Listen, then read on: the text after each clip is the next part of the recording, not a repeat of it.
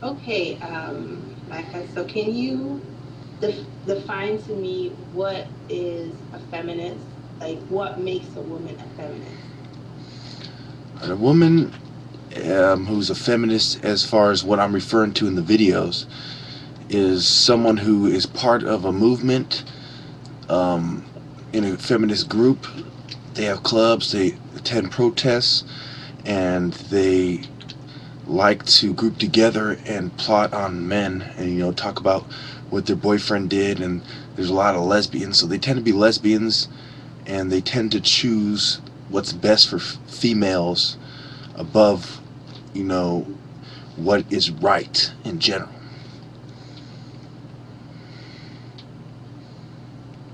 Okay. And would you say the feminist is responsible for the decay of the family structure in today's society, I guess? Well, I'd say yes and no. Yes, because they're contributing it to it, and they see what's going on, and they're trying to take advantage by making deals with the power structure as far as what is going on in that context. And so they see people like Rockefeller, and you have feminists like Nancy Pelosi, and different women's rights groups that are pro-abortion. For instance, what I call, they say pro-life, but really is pro-abortion, because they've teamed up with the population control crowd.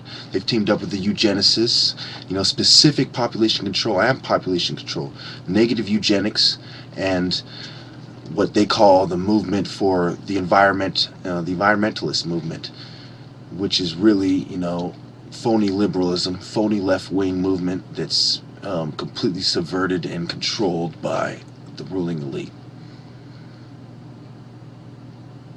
Okay.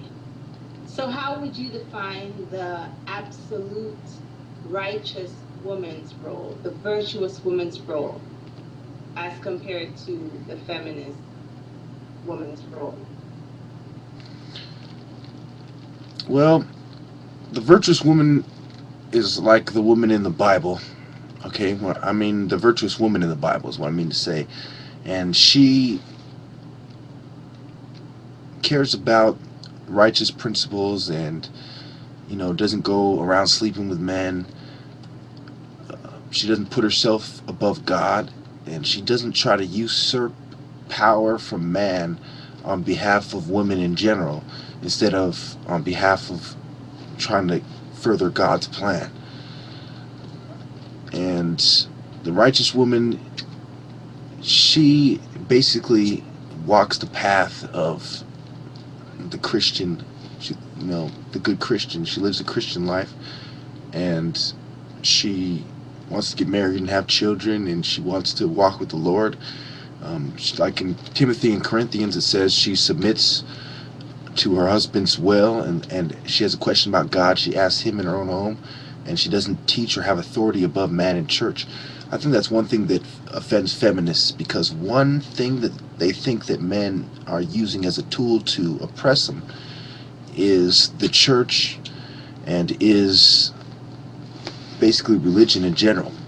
Because religion is what tells women, you should wear this hijab, in Muslim countries, or it tells women, what I just said from the Bible, what woman's role is. And it's further elaborated on the Bible, talking about what a good woman does, why her man's out there gathering food, she tends to certain things.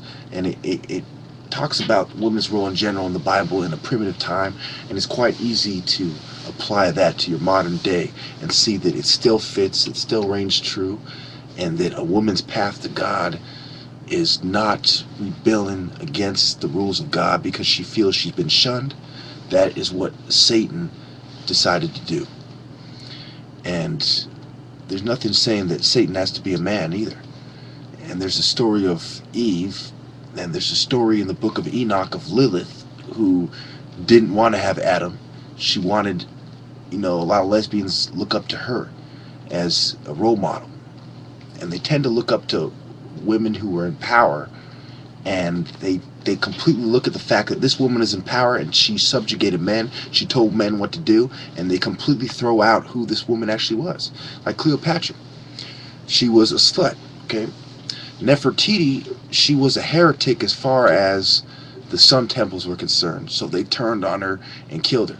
So whether that we truly know whether this woman was a good woman or a bad woman kind of remains to be seen. We have to dig up more artifacts about her. All we know is that she was in charge, and that this heretic king Akhenaten chose for her to be his woman.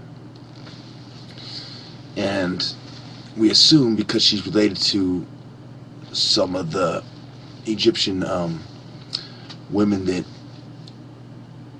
we respect for the same reason as her, is this kind of lack of information. So all the feminists can point at to prove their point that women have authority is either women who we don't have enough information on, or women who are on record as sluts, like Cleopatra going out to Mark Antony ahead of time, knowing that her army was going to lose, knowing her people were about to get taken over. And what does she do?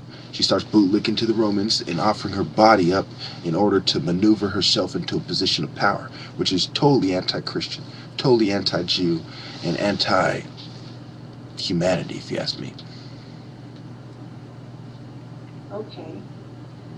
So, if women were to put down their feminist role or neglect their stance for women's rights, do you think that will open up, what's the word?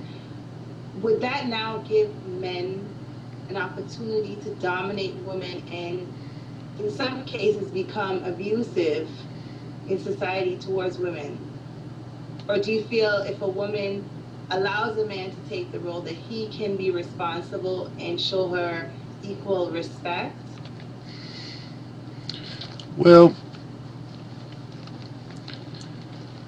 it goes like the William Lynch letters. It goes like this. In the William Lynch letters, they said, we take the small differences and we make them bigger.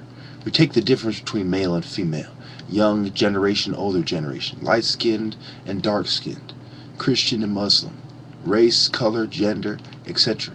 And we make one of the slaves to kind of give them a nice position. That's another way to separate them, okay?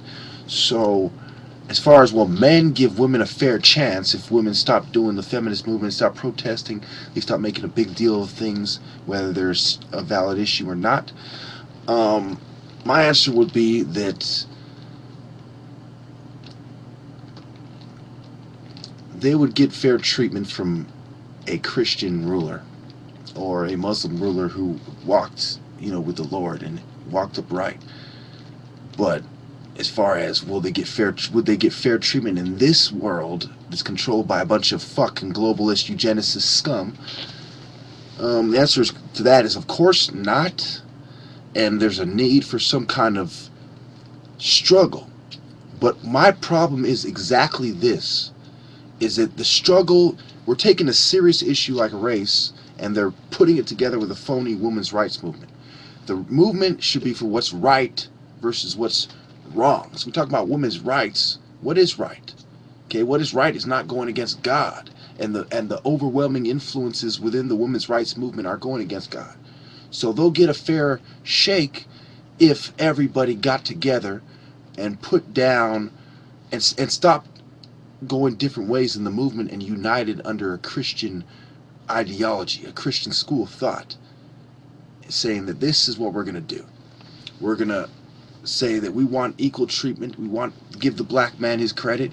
We want to give marginalized groups a chance, a fair shake. And that includes women who are raped and abused. But to make that an issue that women focus on and give them a center of power, is detrimental to society, because we have divided man. We've created a powerful group that divides, that's after man, that's going after the church. Okay, we need to take the righteous women from that group, attach them to a Christian movement, and disband and disregard the fucking plotters, the subverters, and the minions of the New World Order who are placed there quite strategically to bring about a New World Order.